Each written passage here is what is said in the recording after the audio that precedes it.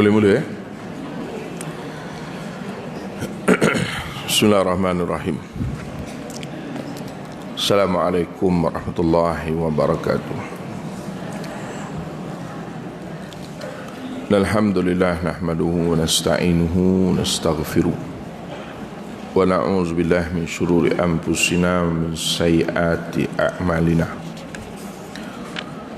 May yahdihillahu fala mudhillalah wa may yudlil fala hadiyalah. Asyhadu an la ilaha illallah wahdahu la syarikalah wa asyhadu anna sayyidana Muhammadan abduhu wa rasuluh. Qala rabbi shrah li sadri wa yassir li amri wahlul 'uqdatam min lisani yafqahu qawli. Subhanaka la ilma lana illa ma 'allamtana innaka antal alimul hakim. Wala hawla wala quwwata illa billahil alil azim. Allahumma faqqihna fid din wa 'allimna ta'wil amma ba'd. Kaum muslimat, ibu-ibu yang dirahmati Allah sekalian, alhamdulillah. Pertamanya kita merapatkan syukur kepada Allah SWT. Pagi yang bagi ini kita dapat bersama-sama berikan kesempatan dan kelapangan masa untuk kita menyambung bacaan kita pada kitab Halal dan Haram dalam Islam yang dikarang oleh Dr. Yusuf Al-Qardawi. Kita nak sambung pada muka surat 229, buku yang lama lah. Kalau buku tebal tu muka surat apa? 52 252. Kalau version lain apa lagi yang itu sama. Buku surat apa sama. 229 juga. Lain daripada itu, tuan-tuan buka lah buku surat berapa pun.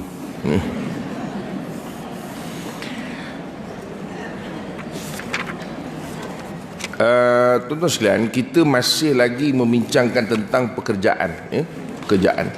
Walaupun yang ada ni tak bekerja. Betul tak? Soal berusaha dan bekerja, tajuk kita ni masih lagi kita bincangkan. Tapi macam kita sebutlah yang lepas-lepas ni, mak-mak yang ada ni, kita belajar ni kadang-kadang bukan untuk kita, kadang-kadang untuk anak kita, untuk suami kita. Sebab kita ni mungkin suami kita tak sempat mengaji barangkali, tapi kita sempat mengaji, kitalah yang bantu, bantu untuk meluruskan, mudah-mudahan. Perniagaan yang diharamkan, ini kena tengok. Ni zaman-zaman sekarang ini, zaman orang apa dia panggil istilahnya, zaman yang mendesak.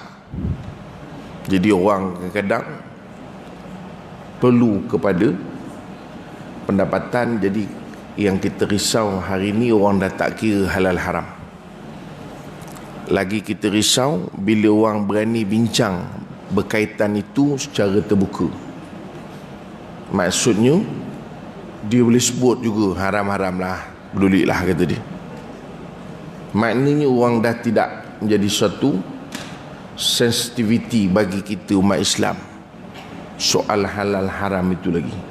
Ini yang kita nak tekankan dan kita nak bincangkan. Adapun Islam, maka agama ini tidak sama sekali mengharamkan perniagaan antara sesiapa pun kecuali yang berunsurkan bibit-bibit kezaliman, penipuan atau penindasan, ataupun melakukan perniagaan yang dilarang oleh Islam.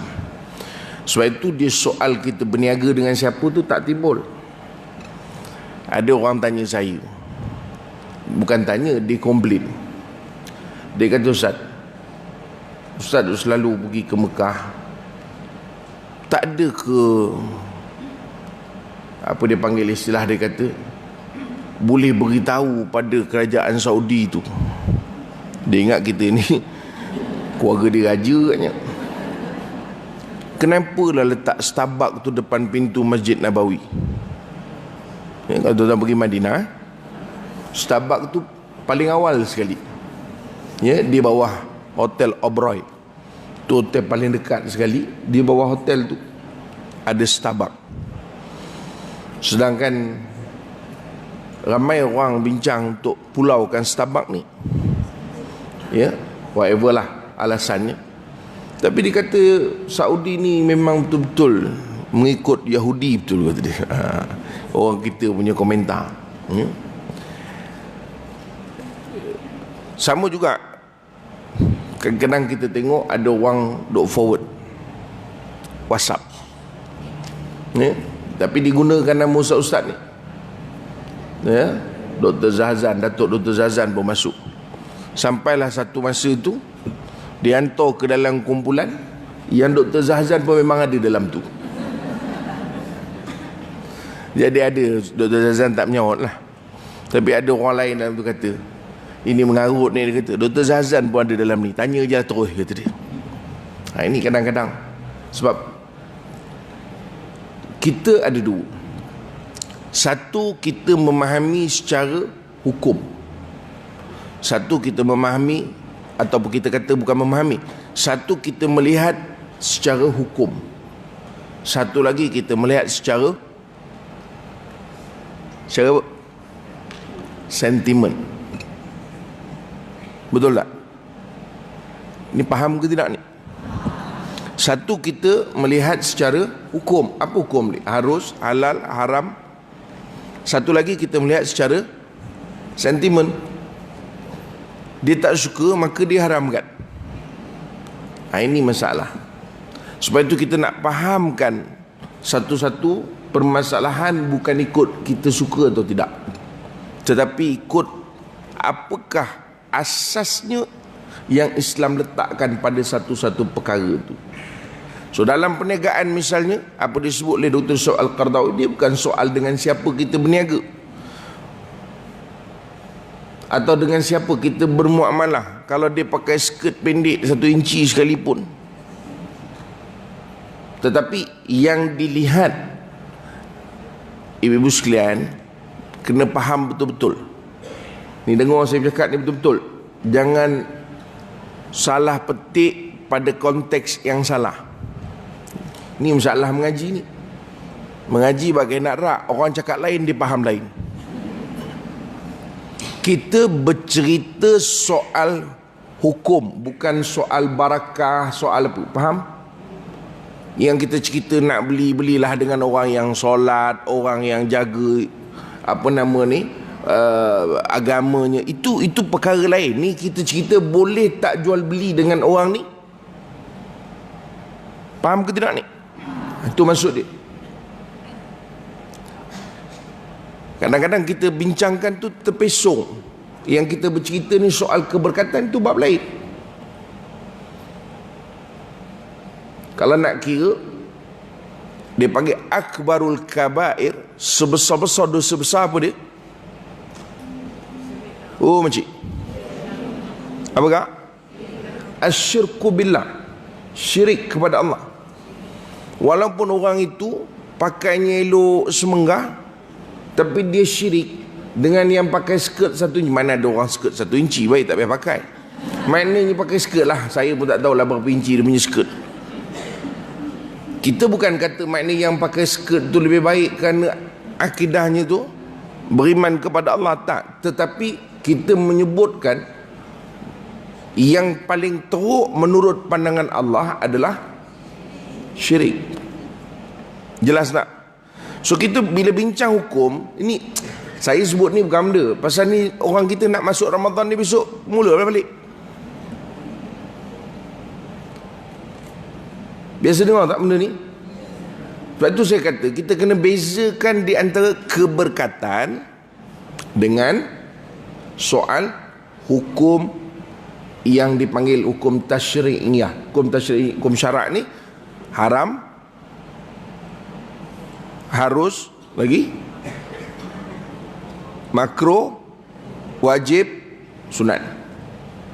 Jelas? Okey. So itu dia kata perniagaan di antara siapa pun itu tidak isu. Tetapi isunya ialah pertama ada unsur kezaliman. Ya, itu kena jelas. Saya yang ada buku ni saya tak risau, pasal memang dia ada kat buku. Yang saya risau yang catat tu. Kalau cerita Piramli tu, bila apa nama ni, Pendekar Musta tengok kan, sekali dia lukis gambar orang kartun tu. Maksudnya gitulah, lain dia ajak, lain dia tulisnya. Dia kata pertama kezaliman, yang kedua ada unsur penipuan. Ini agama memang benteras cukup-cukup. Tapi macam saya pernah sebutlah, ibu-ibu kakak sekalian, orang kita ni dia suka kena tipu. Betul. Tuan-tuan tengok apa nama dia panggil tu, Tribunal Pengguna. Kes yang paling banyak melibatkan perkhidmatan apa dia?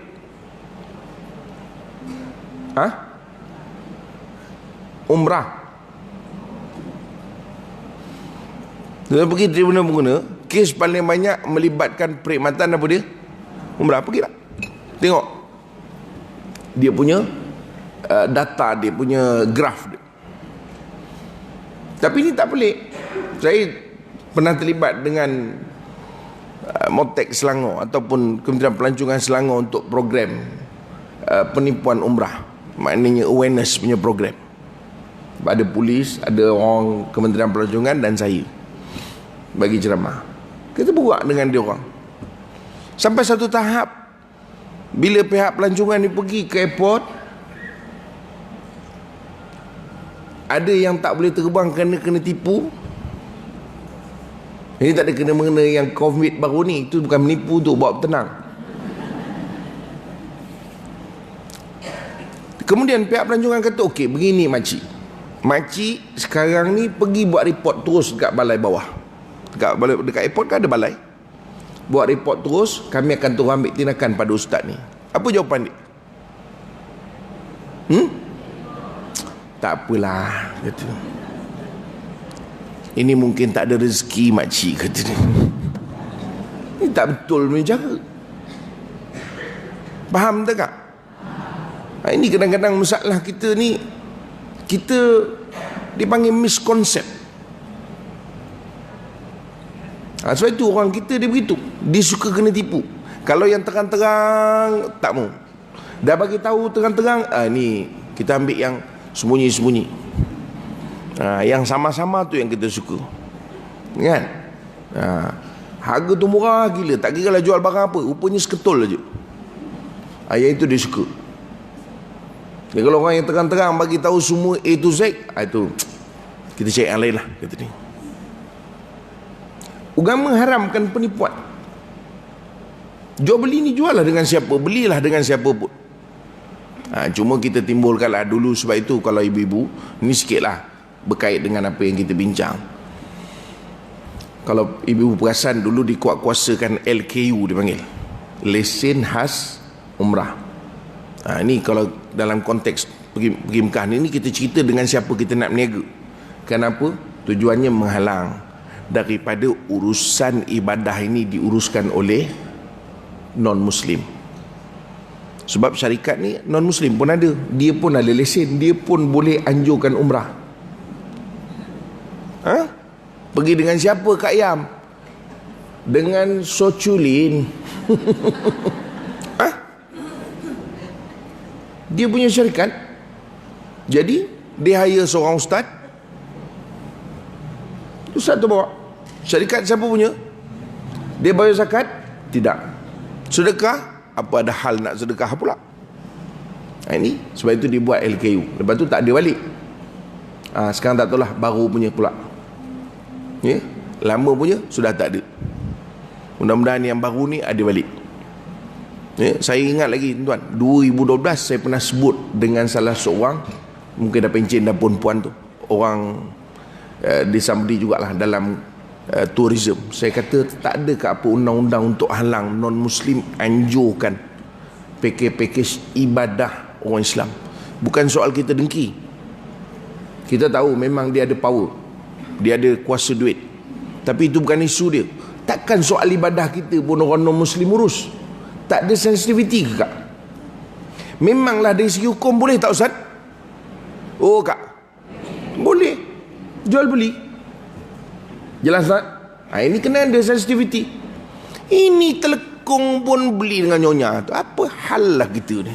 Belakang tu akak tu daripada tahun sudah bawa ke tahun depan, nega, belilah kat dia. Telekung nak buat semayang tu kak. Ada tak orang non-Muslim untuk ibadah dia beli kat orang kita? Cuba niaga colok. Contoh, saya bukan suruh ni. Ni live ni. Mana satu live? Ni live. Jangan buat. Tak boleh pun. Hukumnya haram. Tapi kalau kita buat, jual, orang beli tak? Dia pun tak nak beli. Apa hal aku nak beli pula dengan makcik ni, dengan tudung litup, bulabuh pula tudung ni. Siap pakai budah lagi. Jual colok. Contohlah kak. Ya. Marah orang pakai budak. Tak, maknanya sensitivity. Betul Islam mengharuskan kita berjual beli dengan siapa pun, tapi soal apa barang dijual nanti kita ceritakan. Tapi sensitivity tu kena ada juga. Kita tak ada masalah. Sebab itu betul bila kita bincang soal BMF apa sebagainya, ia setuju. Memang ada pandangan mengatakan Islam tak suruh pun. Kerana Nabi SAW dalam keadaan dikhianat oleh orang Yahudi semasa di Madinah, Nabi tidak pernah mengharamkan umat Islam untuk berjual beli dengan non-Muslim. Bahkan banyak riwayat menunjukkan Nabi SAW sendiri menggadaikan baju besinya kepada Yahudi dan sebagainya. So tidak ada masalah. Tetapi kena ada jugalah sense apa? Sense of yes, like that lah. Penipuan, penindasan atau melakukan sesuatu yang dilarang oleh Islam. Jadi maknanya ini benda-benda yang tak boleh. Melakukan sesuatu yang dilarang ni dalam jual beli, dalam kita berniaga ni. Misalnya kita niaga benda-benda yang syubhah. Kita jadi, dipanggil kalau orang tengah ni panggil apa? Distributor. Bukan, satu lagi apa? Apa ke benda pula lah nama meniaga ni. Maknanya dia mengedar lah. Dia tukang mengedar je. Distributor lah. Baru saya tahu maksud dia mengedar ya. Maknanya dia ni tukang mengedar lah. Payah menau nyebutnya. Distribute saja. Ayo tu dia. Tapi kena tengok apa yang dia edar tu. Ataupun mungkin apa nama ini, ada unsur-unsur dipanggil manipulasi. Bila barang tak ada, minyak tak ada, dinyorokkan barang tu, unsur manipulasi. Dijual dengan harga yang mahal. Kan dulu satu ketika kan minyak sampai semahal-mahal umat. Begitu. Jelas? Baik, sambung lagi. Perniagaan arak, yakni minuman keras, ganja, narkotik, babi, patung-patung dan gambar-gambar yang dilarang atau seumpamanya dari hal-hal yang diharamkan Islam memakannya, membuatnya atau memanfaatkannya dalam semacam perniagaan yang diharamkan yang tidak direlakan oleh Islam, maka semua keuntungan, okey kita berhenti situ dulu. Babi, arak, ganja, narkotik ni rokok lah. Ke bukan? Narkotik dadah lah. Dadah, babi, patung, gambar, semualah. Sebab itu timbul isu, boleh tak jual baju, apa benda baju nak panggil istilahnya, baju apa baju tidur lah. Ni baju jenis apa nak panggil? Yalah, dia tak mesti seksi. Ada setengah baju tu dia tak seksi pun kan. Lagi kalau yang pakai kita memang jauh daripada seksi. Baju apa kita panggil, tak menepati syarat. Ataupun apa kita panggil istilahnya pun, baju pakaian tapi macam itulah istilahnya, tak syariah compliant lah. Canggih benar kak nampaknya. Dah macam bank rasanya. Maknanya baju yang, faham kan baju tu? Ialah makna baju tu tak sesuai lah muslimah pakai, seorang wanita pakai. Dia tak mesti seksi. Ada baju tu dia skirt, dia macam skirt kan, labu kembang begitu. Dia punya ni pendek, itu panggil berdress. Whatever lah, ya. Faham kan maksud kita? Yang tak sesuai seorang wanita muslim pakai, dia boleh tak boleh jual.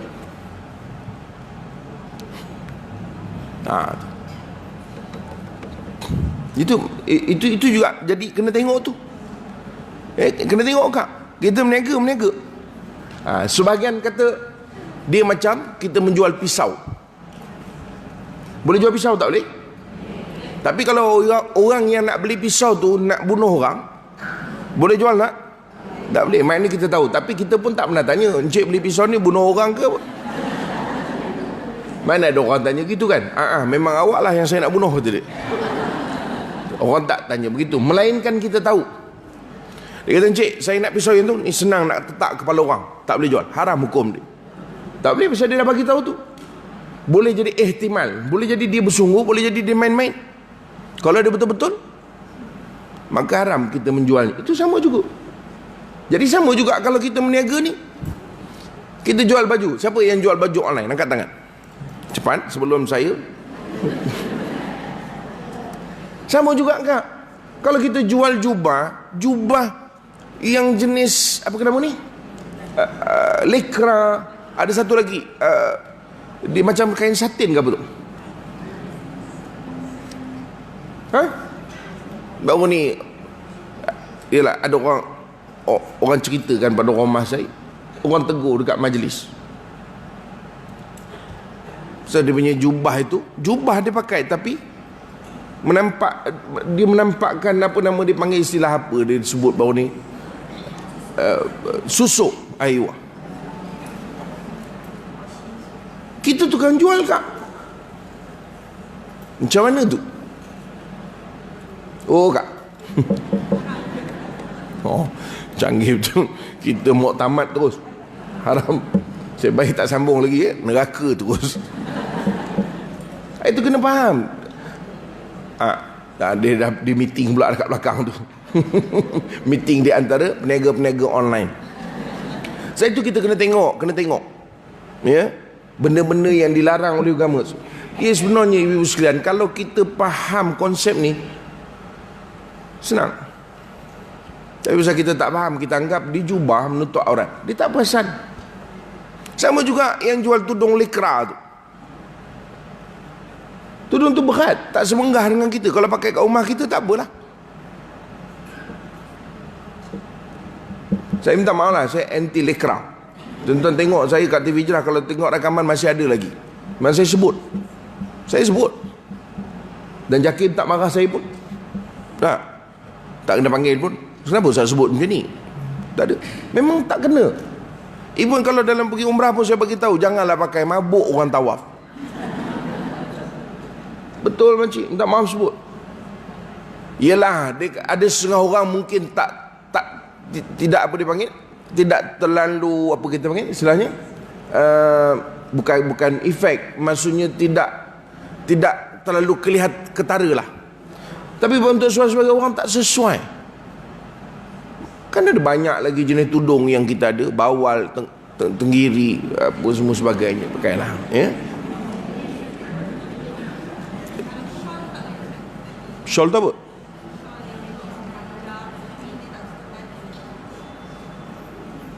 Shawl ni bukan kasut ke?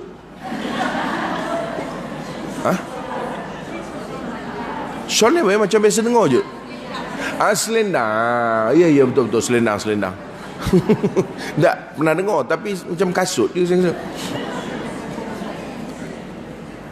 Selendang tak ada masalah. Itu bukan isu dia. Kita kata tadi sebahagian tudung yang kadang-kadang melekat dengan badan. Kita kena faham. Saya tak nak buka sangat perbincangan kita ni pergi kepada bab pakaian. Dulu kita dah bincang dah panjang lebar, betul tak? Kalau ingat. Tapi saya nak sebut ni, ini soal jual beli. Ini yang common. Kalau kita bercerita atas buku je kak, kita tak tengok apply dia, implement dia dalam hari ni, macam mana kita nak belajar? Tak salah kalau pakai untuk di rumah, okay fine. Tapi kalau memang passion tu memang diwujudkan untuk pakai pergi kenduri kahwin, so apa kita yang tukang jual? Sebab itu tuan-tuan, bila orang cerita tentang, maaf sebutlah, ya, masalah-masalah kita dalam masyarakat hari ni tentang orang apa istilah kita nak panggil ni, bondan lah, payah menyebutnya, ya. Ada nama lain, lelaki menyerupai wanita ni lah, ya.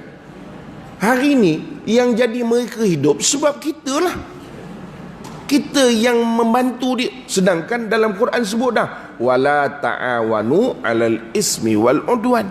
Tak boleh kita tolong menolong dalam perkara dosa dan permusuhan, kerana kita ada dapat saham dia.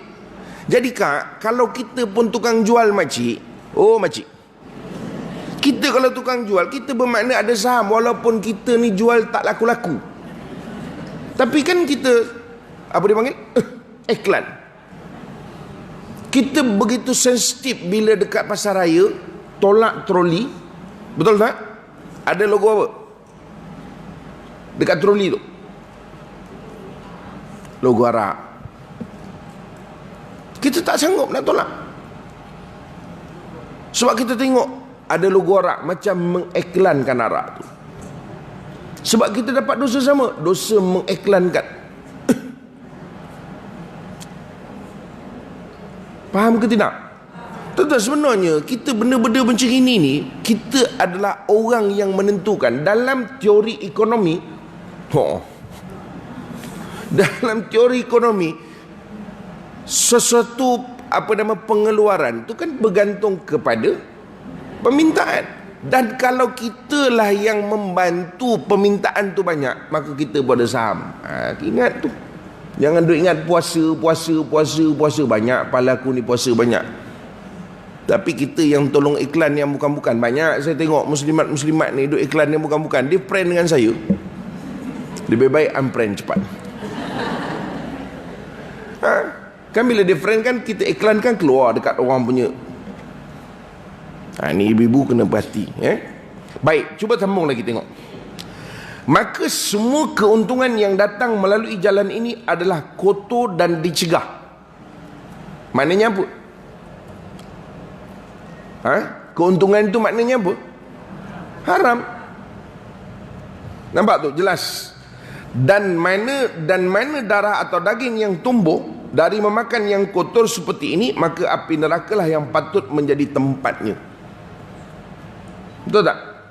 Kullu lahmin, kata dalam hadis kan, nabata min haram, setiap daging yang tumbuh daripada yang haram. Maksud daging tumbuh pada yang haram tu, nak faham dia senang cerita lah. Kita ni hidup makan benda yang haram, maka api neraka yang lebih layak untuk itu.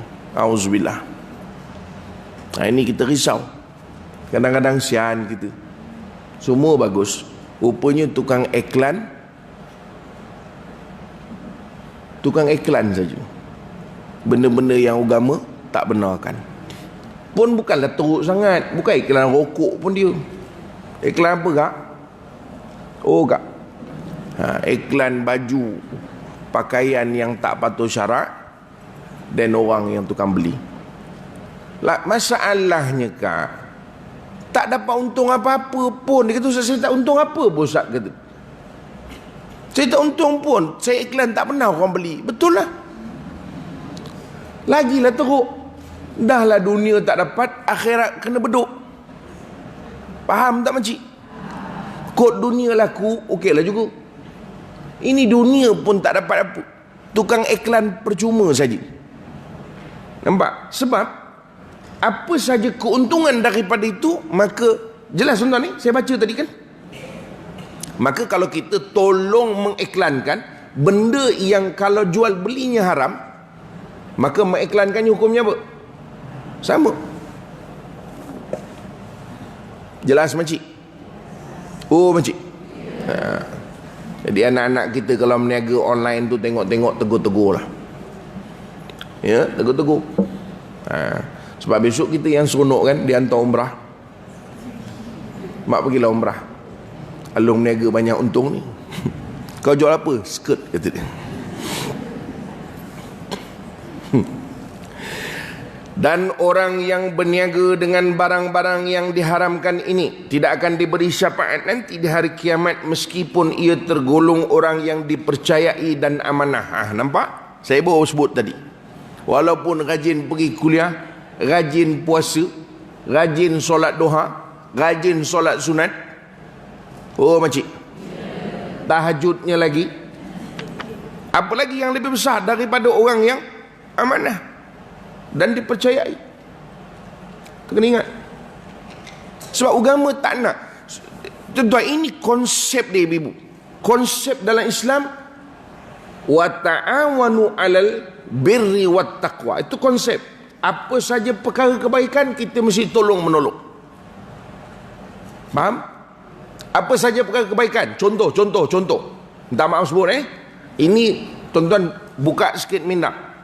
Hari ini Datuk Mufti kita, ya, saya percaya sebelum dia diangkat jadi menteri tak ada orang berani nak cakap apa dengan dia. Setuju tak? Sekarang bila dia jadi menteri, jadi masing-masing yang berfikir dengan politik lain, dia akan kontrak. Dah habis masih? Oh booking, ni dah habis masih. WXM 9976 kak, siapa punya ni? Alang kereta polis. Kalau sebut alang kereta lain dia tak keluar, alang kereta polis dia cabut lari laju sikit. WXM, W wanita, X M man. 9976 siapa punya? Alihkan saja, jangan balik, belum habis lagi kelas. Tak, saya nak sebut ni ibu sekalian, kita keluar dari saya bercerita, ini bukan pentah politik saya bercerita, saya nak bercerita dalam konteks yang kita bincang.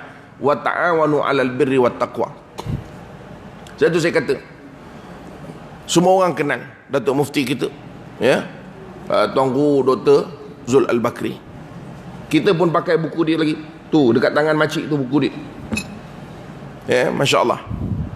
Hari ni dia nanti jadi menteri. Contoh. Sebab itu saya kata kita boleh berperanan juga.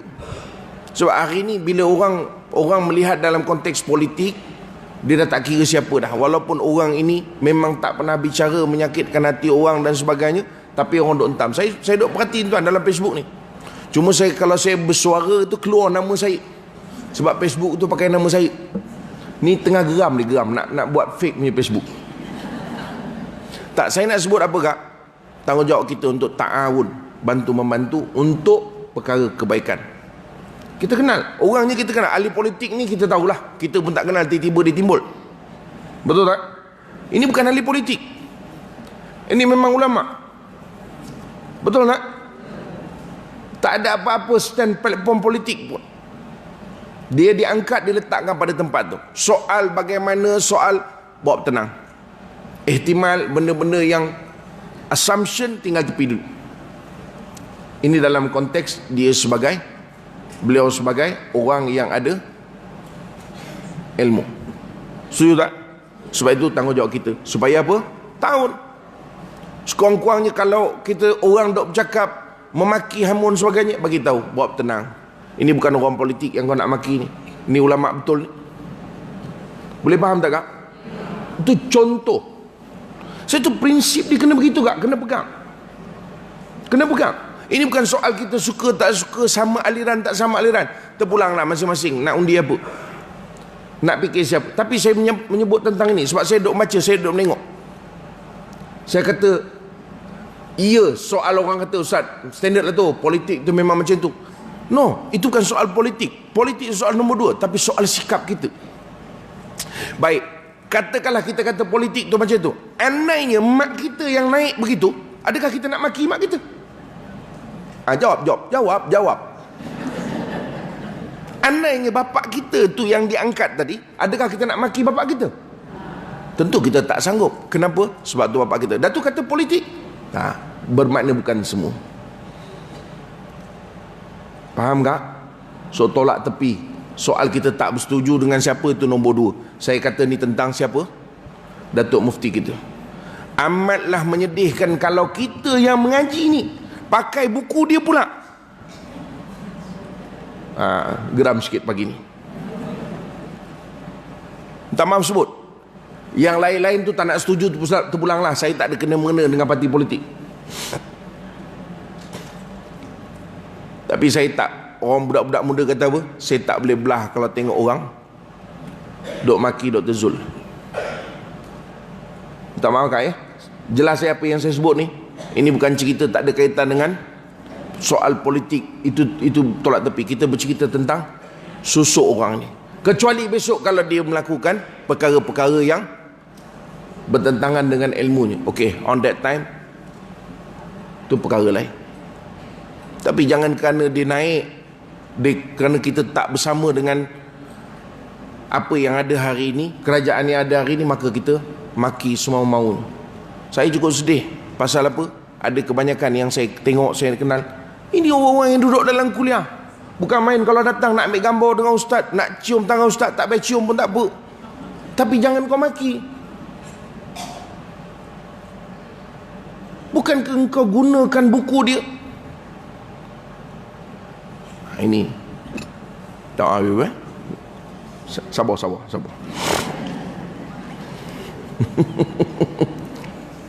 Tak. Sebab itu kita biar faham prinsipnya, wa ta'awanu 'alal birri wat taqwa, tolong menolong pada perkara kebaikan, wala ta'awanu 'alal ismi wal udwan. Ingatkan ya, ini prinsip umum semua perkara. Jangan tolong menolong pada perkara dosa dan permusuhan. Dalam apa perkara? Dalam soal kita hidup berjiran, jangan kita sama-sama pula nak bagi dosa pada orang. Kadang-kadang kita begitu. Contohlah kita dalam masjid ni kadang-kadang ada bawa, apa dia panggil tu, malam-malam tu panggil apa? Bukan moreh, apa tu panggil? Makan tu bila lepas kuliah tu panggil apa? Moreh Yelah, namanya apa? Moreh juga panggil. Moreh juga. Oh, bukan bulan puasa je moreh Okey, bawalah benda nama moreh tu. Tiba-tiba kita pergi hasut orang, tak payah bawa. Kak, itu ta'awun alal apa tu? Sengaja, bukan soal kerana tak payah bawa lah, nanti menyebabkan ramai mati kat surau ni.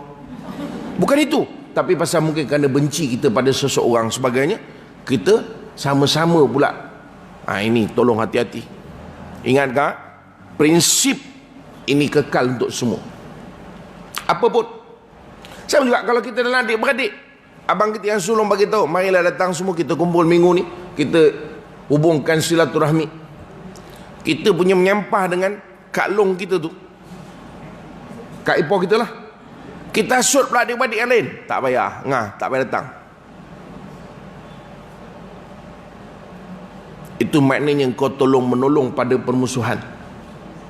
Ingat Kak, puasa kita, apa ibadah yang kita buat ni contoh. Dia kata apa? Walaupun orang itu adalah dia yang dipercayai dan amanah. Nampak? Tu kita kena hati-hati. Sebab pokok perniagaan itu sendiri ialah suatu mungkar yang ditentangi oleh Islam dan tidak sama sekali akan diperakui apa rupa sekalipun. Maknanya itu yang dulu kita ada orang kadang-kadang salah jawab. Boleh kalau nak melacur sebab susah boleh. Tak ada. Itu benda mungkar, tak boleh. Dalam apa situasi pun. Kalau ibu-ibu ada tengok dulu di TV pun ada dalam satu program, mungkin peserta tu tersilap jawab, gementar barangkali, boleh tak ambil rasuah walaupun sikit. Bukan sikit, sebab nak beli susu anak kan. Jadi dia pun agak nak menjawab tu pasal nak menang pun ya juga. Jadi kalau apa, dia dah terlupa pula asasnya, akhirnya boleh juga. Islam tak ada kompromi. Faham tak? Maknanya dalam setiap apa pun benda itu kerosakan, kita tak ada kompromi. Ingat. Apatah lagi kalau sekadar minat. Saya memang minat baju lekra, selamat, cerah masa depan. Ini kalau sekadar mungkin kesempitan ke, nak terpaksa buat cari duit apa sebagainya, tak ada. Buat jual lain tak? Jual lain. Banyak lagi benda lain boleh dijual. Banyak lagi. Buat jual apa? Apa nama tu? Jual makanan ikan pun boleh lagi bagus. Online. Orang nak buat mancing. siapa yang berniaga emas dan sutera tiada salah baginya, kerana kedua barangan itu boleh dipakai oleh kaum wanita, kecuali jika dia memperniagakan sesuatu yang tidak dia boleh pakai melainkan kaum lelaki saja. Tengok, so sama juga dengan tadi. Yang beli skirt tu siapa? Umur 17 tahun, 18 tahun, 19 tahun, kita tahu tak kahwin lagi. Ni nak pakai untuk siapa? Jawab. Oh kak, dia nak pakai untuk siapa? Kalau makcik yang beli tak apa, mungkin untuk pakcik. Tapi minta persetujuan dululah ya. Bang, saya nak beli skirt ni. Jadi awak bersedia? Takut dia pengsan. Itu je. Nampak tak? Kita jual emas, yang beli laki-laki, kecuali dia kata saya nak beli emas ni untuk isteri saya. Tapi kalau dia kata saya memang suka beli emas ni, saya suka pakai emas, haram jual. Faham tak? Oh, tapi ustaz mungkin dia bergurau. Bawa tenang. Kita nak tahu orang dia bergurau tidak, kita pun tak tahu. So kita menghukum pada zahir. Dia cakap apa tadi? Dia nak beli untuk siapa? Untuk dia. Memang dia suka. Okey. No, saya tak jual. Tu. Sebab tu saya kata, sebenarnya tuan-tuan, kita boleh bantu. Ini yang Islam letakkan konsep. Sebenarnya konsep ini untuk menyusun masyarakat. Taklah biru masyarakat. Sebab orang yang menjual, dia tidak sewenang-wenangnya semata-mata keuntungan. Nampak tak? Tidak sewenang-wenangnya semata-mata keuntungan. Dan sebab itu masyarakat boleh dibentuk. Kalau ada yang mengarut misalnya, maka kita tak payah beli. Konsep dia. Tapi kita tak pakai. Kita pakai lebih pada sentimen saja. Saya tak suka ni, saya tak suka ni. Oleh kerana dia suka, walaupun yang menjual tu pondan, kan dia jual emas kan? Oh kak, siap pakai pula lagi. Dia bukan perempuan. Siapa yang ada order baik pulang balik.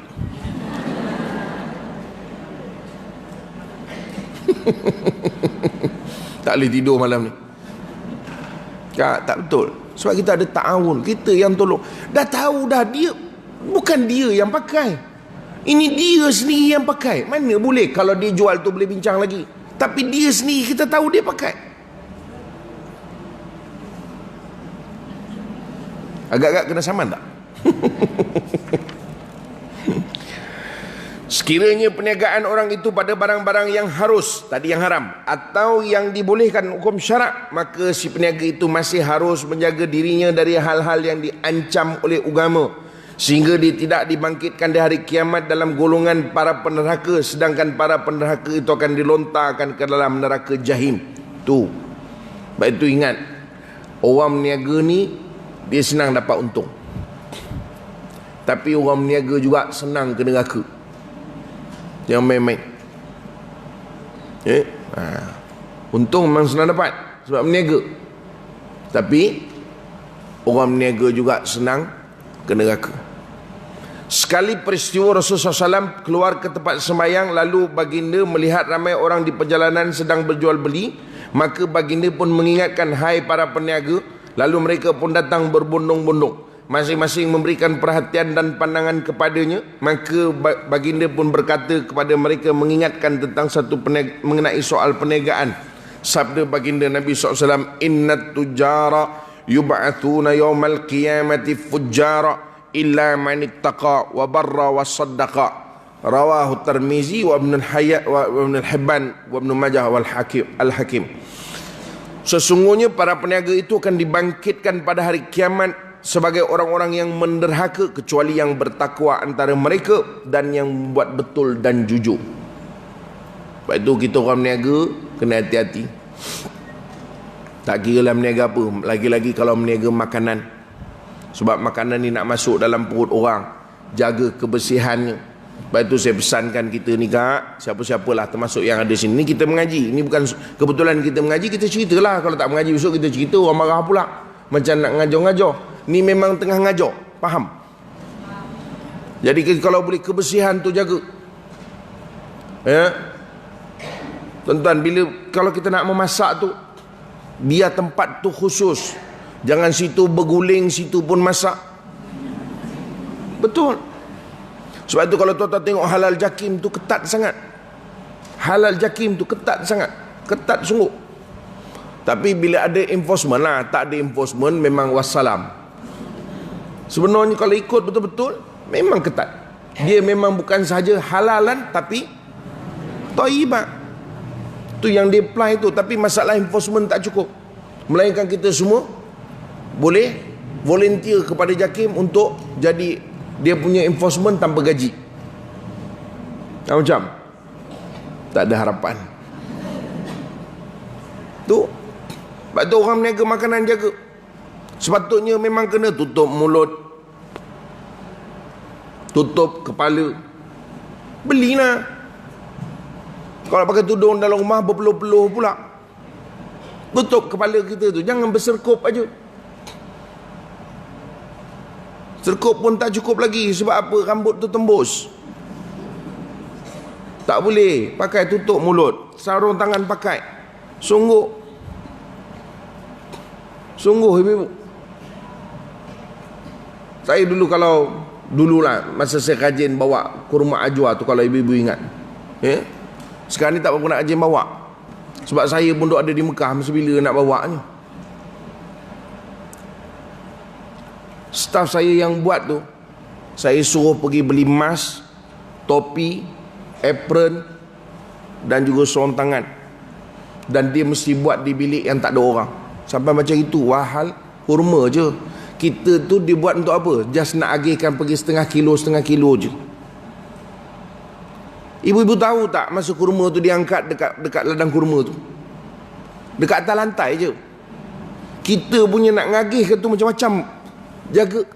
Walaupun kita tahu sebab saya memang kami ambil tu dekat ladang. Jadi kami nampaklah buah tu macam mana rupa dia. Pakistan yang jaga tu pun, dia pun pijak buah tu pun atas kaki Pakistan tu. Tuan-tuan pun makan bismillah, tak ada basuh. Wahal tu kurma kak.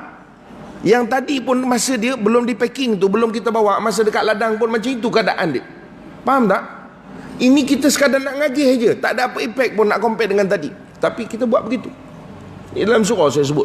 Saya kata tak boleh. Beli. Dia orang pun dah naik pelik dah pakai tu. Dia kata, bayanglah dengan apron, dengan tutup mulut, dengan topi kepala, dengan sarung tangan. Orang mengajar kita begitu kak. Walaupun memang kurma tu makan kena basuh. Bukan kurma saya jual je. Kurma semua Yusuf Tayyub pun. Faham tak?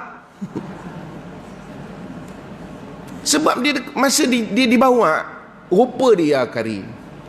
Kalau ibu-ibu pergi tengok, itu yang kita tengok tu kak, yang pergi umrah tu, itu bukan tempat pokok kurma. Itu nama saja kebun kurma. Buahnya bukan buah situ. Itu tak masuk. Ini kebun, betul kebun. Kadang kita datang tu buah dah tak ada, dia ambil dekat dia punya pick up tu, dia lempar buah tu. Ni 2 kali saya bungkus ni, ambil, timbang, bungkus. Bukan duduk dalam kotak. Dan yang sepa-sepa bawah tu ambil juga. Kan sedap rasanya kan? Ada rasa macam Hindustan sikit kan? Pakistan tu tak berselipar, saya tengok je kaki dia. Lepas tu orang meniaga, ingat tak? Lagi-lagi meniaga makanan halalan thayyiban. Kalau nak meniaga nasi, makanan makan tu, ayam tu dibasuh biar betul. Kan, jangan sekadar kita rendamkan sekali dengan darah-darah tu, terus ambil tu masuk kuali. Cuci dulu, darah tu najis. Alihkan air. Ada setengah-setengah kami tu kan, dia takungkan saja semua dalam tu. Dia sekali tu je. Lepas tu dia terus angkat, terus masuk kuali. Ingat amanah kita tu, Nabi sebut dah. Bukan saya sebut. illa man ittaqa wa barra wa saddaqa. Melainkan orang yang bertakwa, yang betul dan jujur. Jelas? Untung-untung, silakan. Sebab itu saya pesankan kita ni, oh makcik, dengar ni, bila pergi kedai makan, tak payah kedai makan jauh lah, kat belakang kita tu. Macam makcik yang jual kat belakang tu, kadang ada yang sedap dijual. Bila sedap, doalah untuk dia. Ya Allah, engkau berkatkanlah tuan punya makanan ni. Ini sedap, sedaplah, itu je. Bila tak sedap, dia punya maki 4 hari. Doalah. Dia dah buat yang paling bagus. Dia jaga, kebersihannya dijaga. Ini kadang-kadang, ini bagi kadang-kadang orang meniaga sate pun sama juga. Tolonglah, cucuk sate kat bilik air je. Iya. Tak lalu rasanya nak makan kan. Tapi bila sate tu dah bubuh atas api, dah berasap-asap, tak ingat dah kuliah pagi tadi. Ibu sekalian, ini prinsip-prinsip yang agama letak pada kita makcik. Dan daripada Wasilah bin Asqaq, katanya pernah Rasulullah SAW mendatangi kami sedang kami asyik. Macam nak hujan pun ya juga kan, ke mata saya. Betul? Betul kan? Yalah, mendung lah macam nak hujan. Sebab semalam panas berdeting. Rasulullah SAW mendatangi kami sedang kami asyik membuat perniagaan, lalu baginda mengingatkan, ya ma'syarat tujar, iyyakum wal kadhib. Nabi SAW peringatkan kepada peniaga, wahai peniaga, ingatlah kamu jangan sampai berdusta. Tu. Ini kena ingat. Ini kadang-kadang kita pergi kedai, ni bila punya? Hari ni punya. Selalu gitu kan, Anik, ini hari ni punya kan semalam punya? Ini hari ni punya. Saya tak mau lah, saya mau semalam punya, itu sedap lah. Ini semalam punya lah, kata.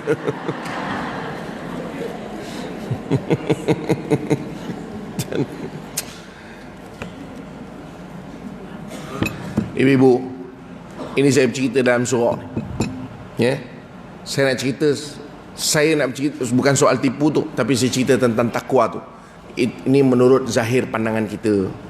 Soal di sebalik itu kita tak tahu. Ini berlaku di kebun kurma di Madinah. Saya tak sebut nama kebun kurma lah, sebab yang saya nampak tu sekali, kalau berkali-kali dibuat, Allahu'alam. Coklat ni yang tuan-tuan beli coklat tu bukan dalam kotak kan. Dia datang macam tu ke dalam kotak datang dia? Tentu datang dalam kotak, kemudian ditaburkan, tuan-tuan beli pakai kilo, masuk dalam plastik bag. Betul? Ada sebagian coklat ni, itu yang saya nampak masa ketika kebetulan saya ada, yang meniaga, yang jaga depan tu orang Indonesia. Ya, dia boleh cakap Melayu, dia boleh cakap Arab juga. Yang tukang keluarkan daripada kotak, yang tak kira lah Arab Saudi ke, bukan Arab Saudi, tapi bukan Indonesia tu lah. Asalnya barang tu dah letak di bawah sebab expired. Ini saya kata, saya hanya menilai pada zahir. Okey. Kemudian dia ambil, ketika tu Jumaat dah banyak keluar dah banyak masuk bas. Kita biasalah, ustaz kan ujung sekali. Jadi kebetulan kita buat dengan dia, tengah dia buat tu, dia keluarkan, dia ambil daripada bawah meja tu, saya ingat 10 kotak ada. Dia buka, semua dia taburkan. Dia marah, Indonesia dia marah. Itu saya kata, saya menilai zahir, mungkin betul dia marah sungguh lah pada saya, kerana dia memang bertakwa. Dia kata, wallahi saya takkan jual lagi ni pak, kata dia. Saya dah kata dah tadi, jangan letakkan yang expired ni, tapi dia letak juga, saya takkan jual. Tuan-tuan, ini yang Nabi sebut. Itu orang meniaga pasal dia rasa rugi. Expired.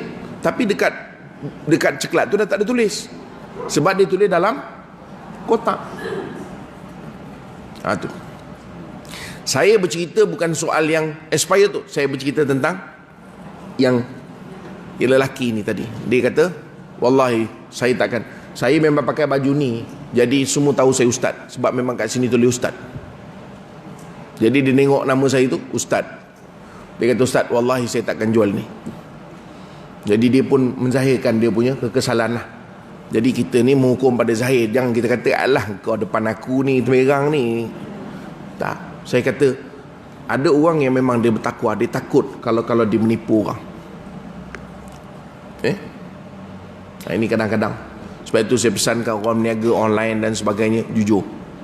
Sebab kita meniaga ni, sebab itu dalam Islam, meniaga online ni, kalau ada gharar, ketidaktentuan, haram hukum dia.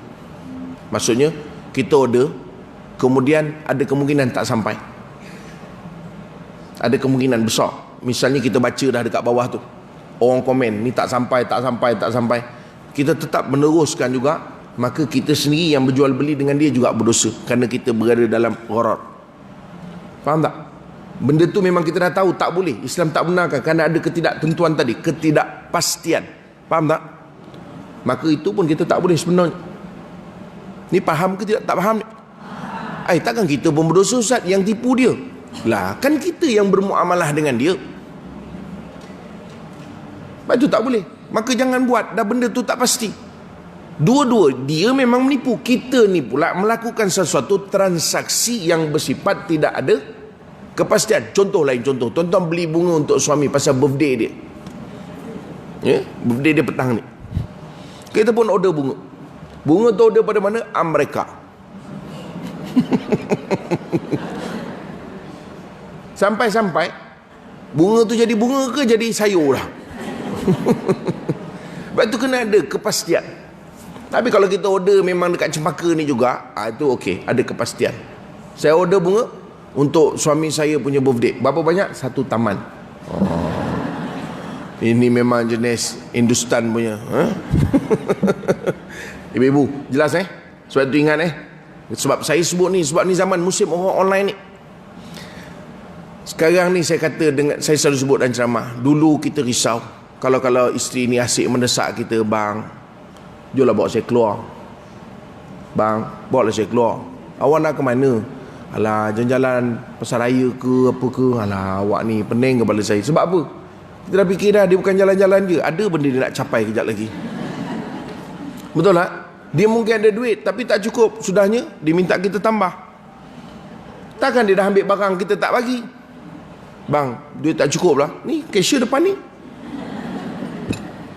Akhirnya terpaksa bayar juga. Tapi saya kata itu dulu. Sekarang kalau isteri tak nak minta keluar rumah, lagilah risau. Jom pergi pasar raya, tak payahlah, tak apa. Awak tak nak pergi kedai, nak beli barang, tak apa. Ini lagi bahaya. Sebab tiba-tiba je postman datang. Sungguh. Setuju tak, Kak? Oh, Kak, sekarang ni semua benda beli online. Semua. Allahu Akbar. Semua orang jual online. Sampai getai kat rambut pun orang jual online. Kak, kita tak pernah terfikir ikan orang jual online. Setuju tak? Saya ni suka belik. Tiba-tiba ada live ikan. Lama dah tak nampak ikan tu live. Sebab saya tak like dia pun, tak tahu, mungkin ada orang share kan. Jadi keluar, saya duk perhati macam mana orang beli ikan. Dan saya duk mikir, orang tu beli ikan daripada mana, dia post macam mana pula. Adakah dia tanpa stamp dekat ikan tu kepada Allah Rabbi. Kita tak fikir dulu kan. Sekarang ni orang jual semua online. Faham makcik? Sebab itu kita bercerita ni hari ni, kena ingat, mana yang tidak ada kepastian, kita sendiri haram bermuamalah. Sebab itu kena baca dulu komen orang. Saya order tak sampai, saya order biskut dah jadi bubur, saya order buah, dapat dia punya benihnya saja, disuruh tanam lagi 20 tahun baru boleh makan. So maknanya orang ini ada gharar, ketidakpastian. So tinggal. Faham tak? Oh makcik, makcik-makcik ni pun bukan boleh kira, sama je. Oi jangan. Buka Lazada tu semua dijual, kan? Betul tak? Saya tak rajin, sungguh saya tak rajin beli, tapi saya rajin dapat parcel tu. Tiba-tiba tengok ada parcel kat rumah. Saya kata, yang macam mana boleh ada ni? Dia kata, itulah. Dah tahulah, itulah ni. Apa benda lah dia beli. Ada je idea dia perempuan ni. Ada je idea. Pasal ada yang menjual. Betul tak makcik? Sekarang ni senang. Gigi palsu pun boleh beli Lazada. Ada juga.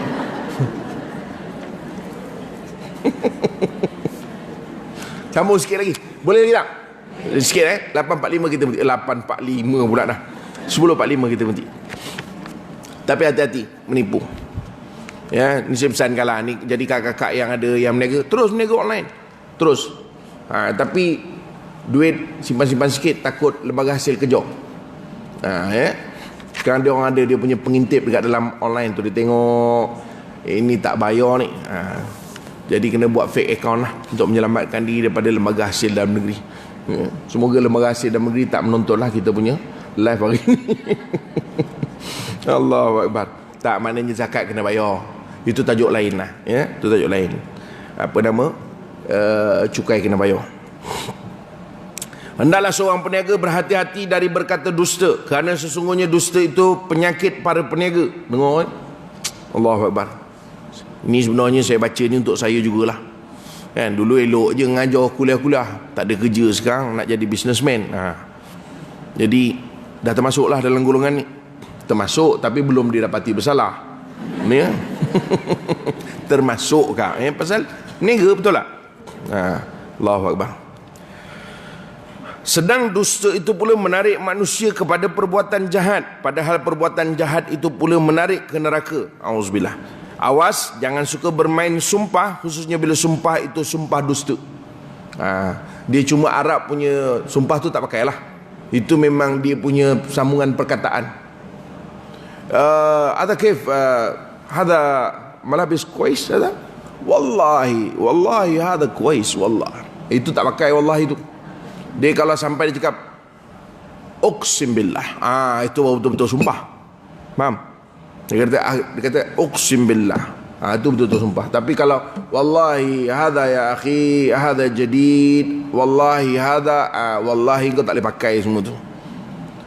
Mama, ada baru, wallah baru, itu tak boleh pakai tu. Wallah dia tu, itu mainan dia je. Faham tak? Khususnya bila sumpah itu dusta, kerana Nabi SAW berkata demikian. Ya, dari riwayat Muslim, salasatun la yanzurullahu ilaihim yaumal qiyamati wa la yuzakkihim wa lahum adzabun alim. Ahaduhum al-munfiqu sil'atahu bil halifil kadhibi. 3 golongan yang tak dipandang di hari kiamat besok, tak dibersihkan serta disediakan buat mereka sesaan yang pedih. Salah seorang antaranya ialah orang yang melakukan barang niaganya, mana jual dengan sumpah yang dusta. Jangan ya. Ini ikan Kuala Selangor ke makcik? Sumpah makcik ni, kalau ikan kat pasar burung tak beli, semua Kuala Selangor je, fresh. Tu. Kalau benda tu bukan, cakap je lah bukan. Ya. Tak ada. Ini Kuala Selangor. Ini talapian mana ni? Kolam belakang tu. Kolam mana? Belakang tu, takungan tu. Dia kena cakap terang-terang. Sungguh. Orang meniaga ni hati-hati hati-hati. Meniaga memang meniaga tu antara punca untuk rezeki dan keuntungan. Ya, tetapi kena ingat, senang juga untuk ke neraka besok. Auzubillah. Daripada Abu Sa'id, katanya pada suatu hari seorang Arab Badui datang membawa seekor kambing. Maka aku bertanya kepadanya, mahukah engkau menjual kambing ini dengan 3 dirham? Jawab Badui itu, demi Allah tidak boleh. Tapi kemudian dia menjualnya dengan harga itu. Maka dia menceritakan perkara itu kepada Rasulullah SAW. Ba'a akhiratahu bidunyahu. Kata Nabi SAW, dia telah menjual akhiratnya dengan dunianya. Simple je. Sahabat tu tanya, boleh tak engkau jual ni dengan 3 dirham? Wallahi tak boleh, rugi. Lah kali jual. Tu. Alah kak, jualan murah-murah, 3 helai RM10 sudahlah. Tak boleh. Tak boleh, tak boleh. Ambil lah. Tu, kan? Lalu kalau kita biasa kalau pergi kedai-kedai yang non-Muslim lah, ya, kita sebut.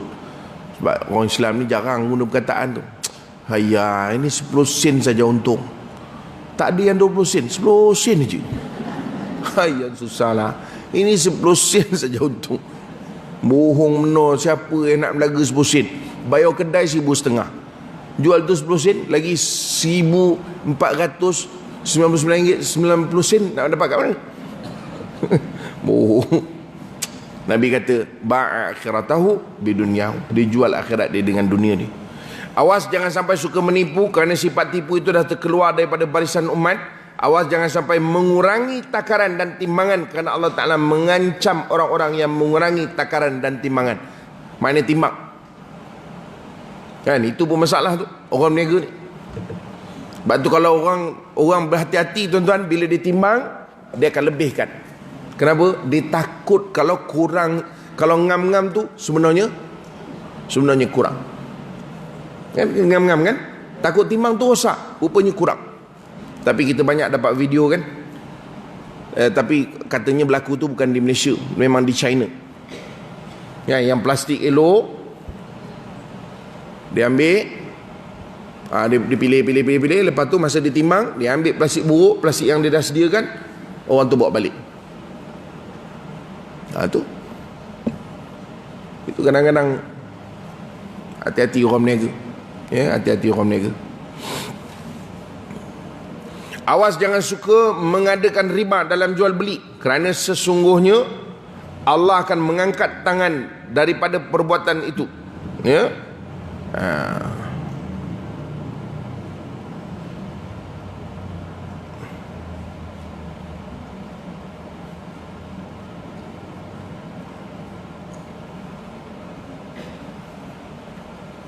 Maksud angkat tangan ni bukan tangan lah, istilah Arab ni, keberkatan. Ya. Dalam hadis disebut, dirhamu riban ya'kuluhu ar-rajulu wa huwa ya'lamu ashaddu min 36 zinatan. Satu dirham yang riba yang dimakan oleh seseorang sedang dia mengetahui ada lebih berat daripada 36 kali berzina. Maknanya zina tu 36 tu bukan numbers nak menunjukkan banyak orang yang berzina, maka orang ini walaupun satu dirham yang dimakan dengan sebab riba. Hati-hati. Ini pun meniaga juga. Lagi-lagi orang yang meniaga apa? Meniaga apa kak? Yang melibatkan, dia panggil pelaburan. Jangan buat tak tahu. Dulu sibuk orang beli lembu, ingat tak? Melabur lembu. Tak pernah tengok? Ada. Dia panggil skim. Beli lembu 6 ekor, nanti dapat lembu 7 ekor. Macam itulah lebih kurang. Lepas tu meniaga apa lagi dulu? Orang kata kereta. Lagi canggih yang paling tepat dengan kita, Mekah Fund. Ingat tak? Mesti ada dalam ni. Ada. Saya tengok muka ni saya tahu ni, ya. Jam gerak saya nak scan kap, tengok siapa yang terlibat. Saya ingat lagi ada seorang ustaz tanya saya, kata apa pandangan entah. Saya kata mengarut. Tapi dia kata untung dapat. Memang dapat, tunggu nanti. Subhanallah, betul-betul jadi. Sebab tak silap saya, duit tu dibayar dalam akaun di Mekah. Akaun tu dibuka di Mekah. Maknanya orang tu ambil duit kita di Mekah, orang tu buat di Malaysia. Dia meniaga apa? Hotel. Banyak tu terlibatlah tu. Tak betul. Walaupun itu tidaklah dikira unsur riba, tapi perjanjian dipanggil pelaburan tu, ada perjanjian untung, tu riba. Faham tak kak? Bila pelaburan ada perjanjian untung, itu dipanggil apa? Riba. Saya bagi modal 10,000, berapa boleh dapat? 11,000 dapat. Haram. Mungkin dalam 5% ke 7% lah, kita tengok nanti. Itu okey. Sebab dia tak fix. Macam mana dia dapat 5% ke 7%? Base pada sebelum ni punya untung. Tapi kalau kata 10,000 dapat 100,000. Laju juga duit habis. Itu macam MLM. Bukan MLM, dia panggil apa? Apa dia panggil tu? Scammer. Scammer dia panggil. Bukan, apa nama tu? Ha? Apa? Apa kak?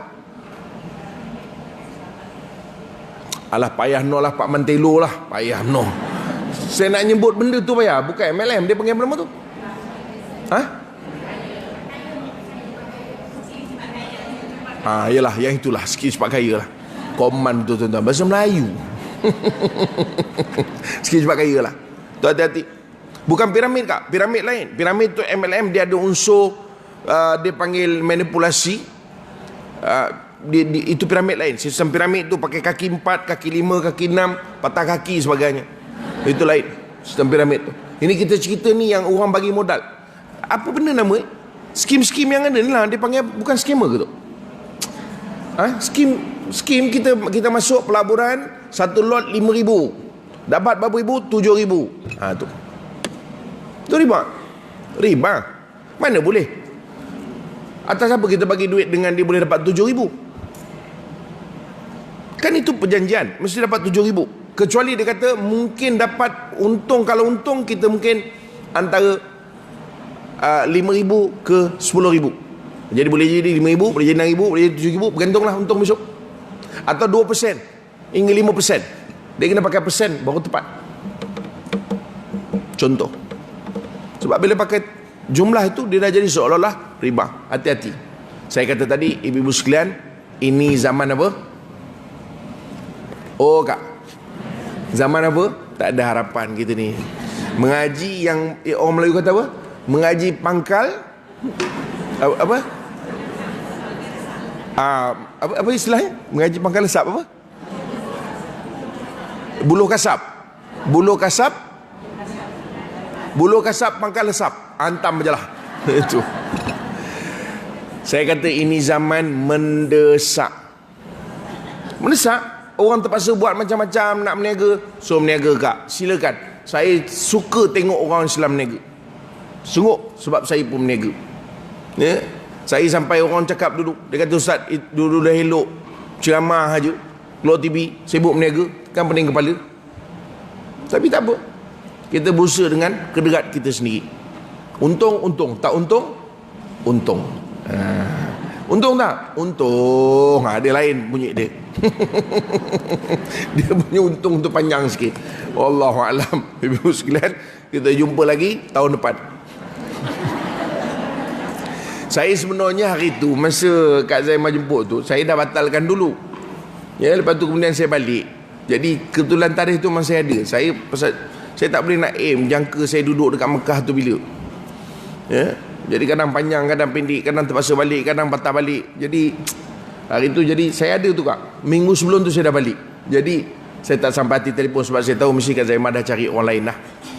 Jadi tak nak lah nanti ustaz tu pula nak dibatalkan, tak maulah. Okey. Tak apalah, alaikullah. Ni untuk tahun ni, ya? Betul? Untuk tahun ni kan? Tahun ni. Jadi insyaAllah kita sambung lagi pada bulan 3 tahun hadapan. Dan insyaAllah. Kalau saya kadang-kadang ada minggu tu, kebetulan minggu saya ada sini adalah insyaAllah. Saya terpaksa ulang alik ibu ke Mekah. Jadi macam tahun ni lagi lah. Sebab kita pun unexpected juga.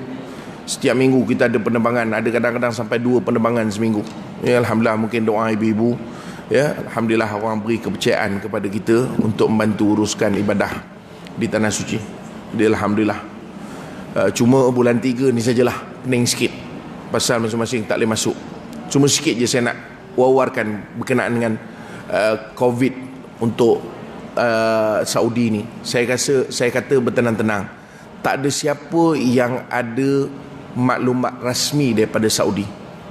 Tak ada.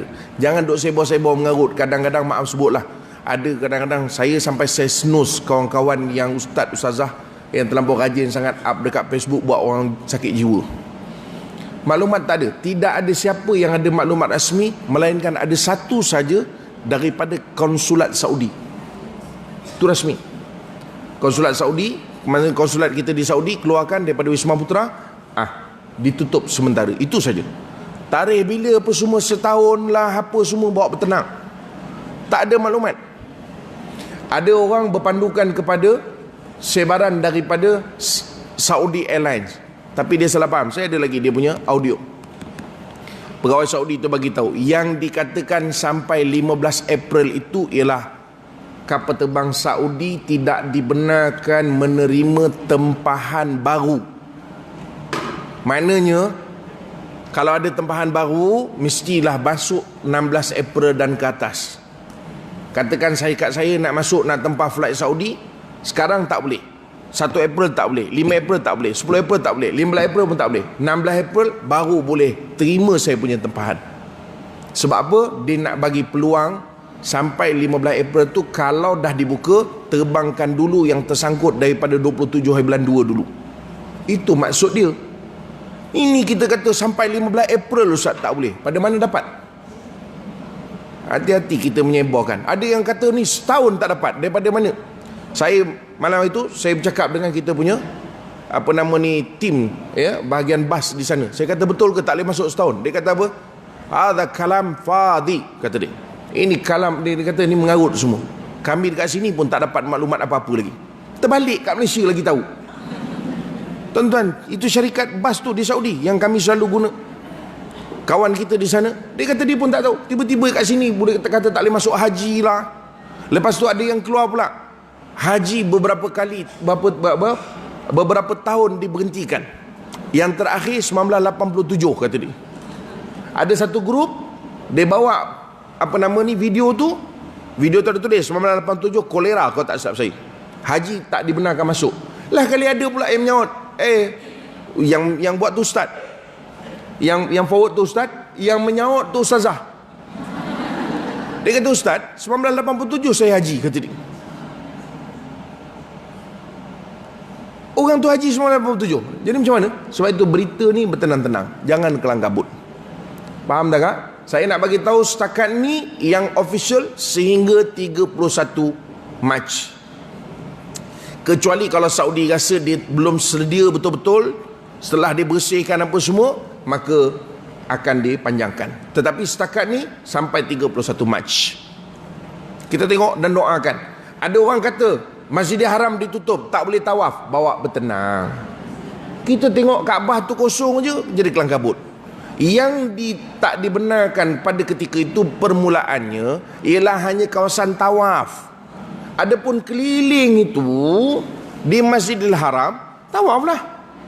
Kemudian lepas pada itu dia dah buka sekarang. Kalau tuan-tuan tengok live, ada saja orang tawaf. Cuma tak boleh dekat dengan Kaabah. Kenapa? Sebab dia nak elak Kaabah tu jadi tempat apa? Bukan sentuh, tempat penyebaran. Jadi kita yang ada masalah tepuk kat Kaabah, orang lain tumpang tepuk. Bila dia basah-basah, maka berjangkit merebak. Itu antara cara dia. Faham tak? Oh makcik. Jadi saya bercakap saya ada autoriti. Ya, sebab saya setiap minggu pergi ke Mekah. Ya, yang tak pernah pergi Mekah bawa tenang, tukang sebar je.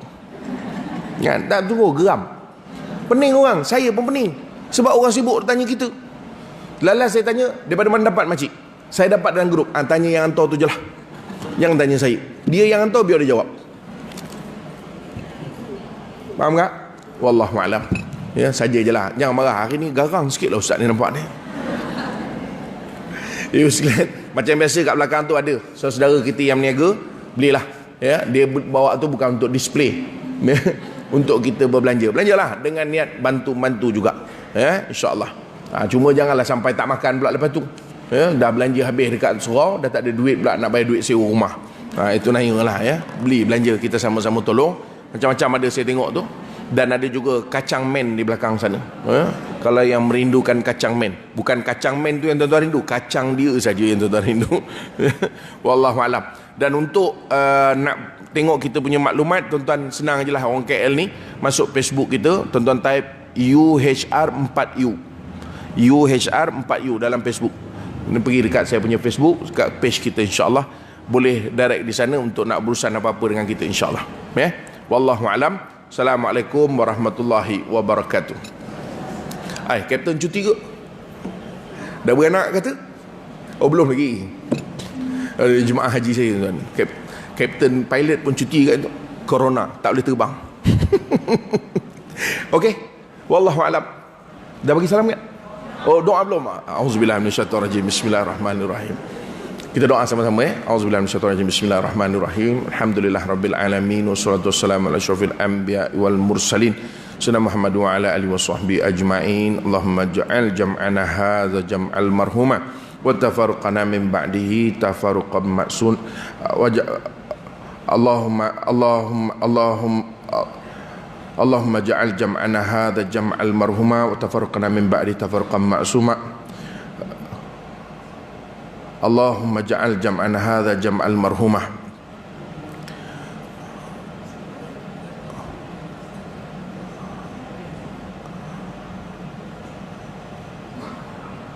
Wa sallallahu ala sayyidina Muhammad wa ala alihi washabihi ajmain walhamdulillah rabbil alamin. Astagfirullah.